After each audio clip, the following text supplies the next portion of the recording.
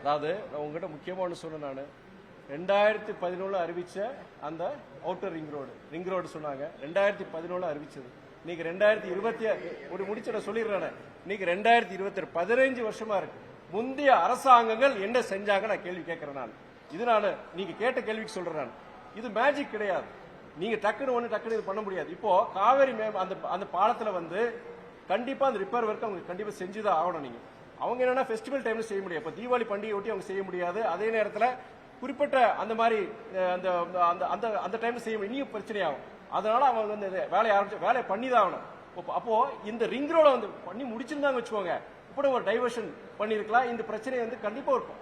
50 விழுக்காடு இந்த பிரச்சனை வந்து நம்ம குறைச்சிருக்கலாம். நம்ம அதே மாதிரி நான் சொல்றேன், முந்தைய அரசாங்கங்கள் செஞ்சதோடைய இதை வந்து நம்ம இன்னைக்கு ஃபேஸ் பண்றோம். நம்ம இந்த ரிங் ரோடா இருக்கட்டும், பல நீங்க இந்த ரிங் ரோடு இந்த மொத்தம் நீங்க முழுசா நீங்க அமைச்சிட்டீங்கன்னா நீங்க சொல்ற திருச்சியில் இருக்கிற முக்கியமான இது பிரச்சனைகள் தீரும்.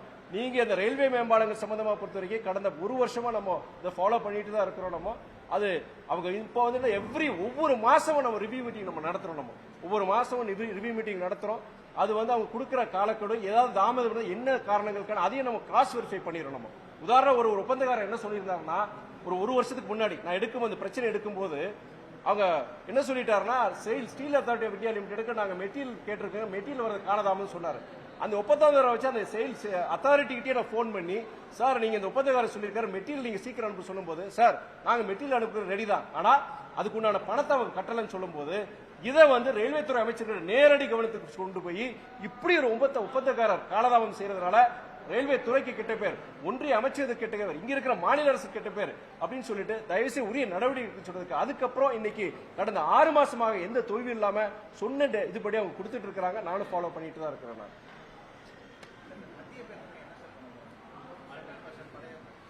சென்ட்ரல் பஸ் ஸ்டாண்ட் பொறுத்த வரைக்கும் அது சென்ட்ரல் பஸ் ஸ்டாண்டை எந்த மாதிரி பயன்பாட்டு கொண்டு வரணும் முந்தைய அரசு ஏதோ ஒரு முடிவு எடுத்து வச்சிருந்திருக்காங்க. இப்போ புதிய அரசு பொறுத்த வரைக்கும் அது ஆய்வு வேற பண்ணிருக்காங்க. அவங்க மாவட்ட ஆட்சியர் ஆய்வு பண்ணிருக்கிறாரு. எனக்கு தெரியல. கண்டிப்பா நீங்க கேட்ட கேள்விக்கு நான் கண்டிப்பா கேட்டு நான் சொல்றேன்.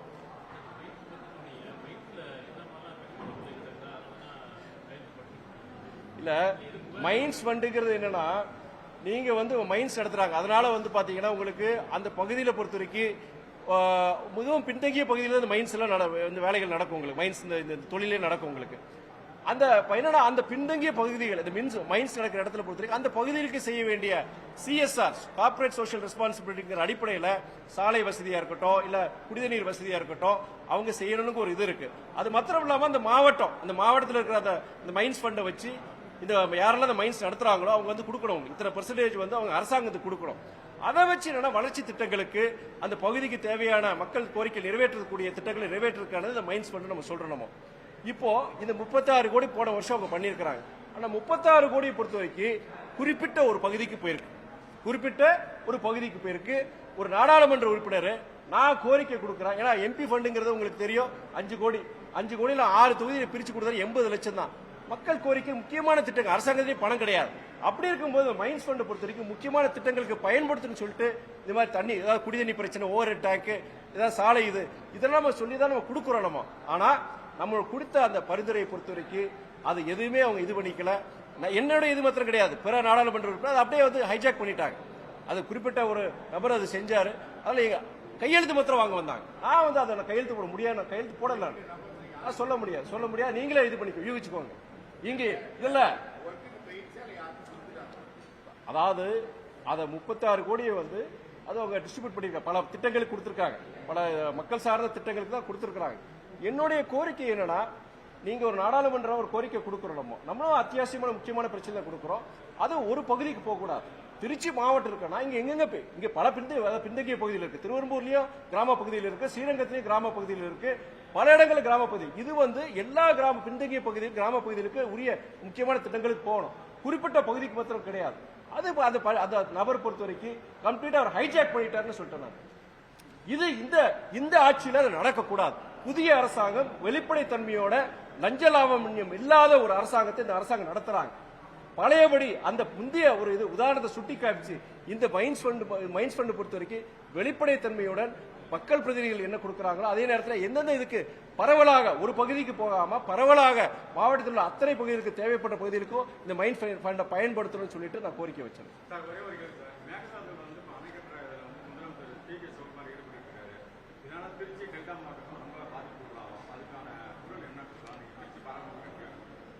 மேகதாது அது பொறுத்த வரைக்கும் ஏற்கனவே உச்சநீதிமன்றத்திலையும் சரி அந்த ட்ரிபியூனல்லையும் பொறுத்த வரைக்கும் தெளிவான ஒரு அவங்க அறிக்கை கொடுத்துட்டாங்க. அதில் என்னன்னா அங்க மேகதாது மாத்திரம் கிடையாது, தமிழ்நாட்டுக்கு வர அந்த வழித்தடம் இருக்கு இல்லையா, காவிரி வர வழித்தடத்தில் எங்கேயுமே அவங்க தடுப்பணையோ வேற ஏதாவது பண்ணக்கூடாது, தண்ணி வரத்தை குறைக்கிறக்கூடிய எதுவுமே அவங்க செய்யக்கூடாதுங்கிறத அது இருக்கு. அதையும் மீறி இன்னைக்கு கர்நாடக அரசாங்கம் இன்னைக்கு செஞ்சிட்டு இருக்கிறாங்க. இது எங்க ஆரம்பிச்சது, எப்ப ஆரம்பிச்சது? இது போன அரசாங்கம் கர்நாடகாவில் முந்தைய அரசு அவங்க ஆரம்பிச்சு விட்டாங்க. அதை ஒன்றிய அரசு மறைமுகமா அதுக்கு ஆதரவு கொடுத்தாங்க. இன்னைக்கு அது பெரிய இடியாப்ப சிக்கலா இருக்கு. அவங்க பண்ணுவோன்னு சொல்றாங்க, நம்ம பண்ணக்கூடாதுன்னு சொல்றோம். இதுக்கு ஒன்றிய அரசு தலையிட்டு உச்சநீதிமன்ற தீர்ப்பின்படி அத நடுவர்மன்ற தீர்ப்பின்படி இத கண்டிப்பா மேகதாது மாத்திரம் கிடையாது, எதிர்காலத்தில் இது மாதிரி வரக்கூடாத ஒரு முன்னுதாரணமா கர்நாடக அரசாங்கத்துக்கு அவங்க தடை விதிக்கணுங்கிறது என்னுடைய கோரிக்கை. யாரும் நம்ம சொல்லியிருக்கணும். தவிர்க்க முடியாத தம்ப்நெயில்ஸ், கலக்கலான கண்டென்ட்ஸ், சினிமாவும் சீரியஸ் பிரச்சனைகளும், பல வருடங்கள் இடைவெளிக்கு பிறகு இந்த படத்துல ஒரு கலகலப்பும் கைகலப்பும், போயிட்டே தான் இருக்காரே தவிர பிரேக்கே இல்லாமல் பிரேக்கிங் நியூஸ் சொல்லும் தந்தி டிவி ஆப். இன்ஸ்டா தலைமுறை வரை இறங்கி அடிக்கும் தந்தி டிவியின் டிஜிட்டல் எக்ஸ்க்ளூசிவ். அது தண்ணிக்குள்ள போகும்போது ஹேங் ஆயிடுச்சு. உங்களுக்கு விஜய் சார் எந்த அளவுக்கு ரொம்ப பிடிக்கும்? Of course, Malayalis are huge Vijay sir fans. ரெண்டு பேருமே ரொம்ப பிடிக்கும் எனக்கு. தந்தி டிவி ஆப்பை இலவசமா டவுன்லோட் செய்யுங்க, ஃபாலோ பண்ணுங்க, சப்ஸ்கிரைப் பண்ணுங்க, என்ஜாய் பண்ணுங்க.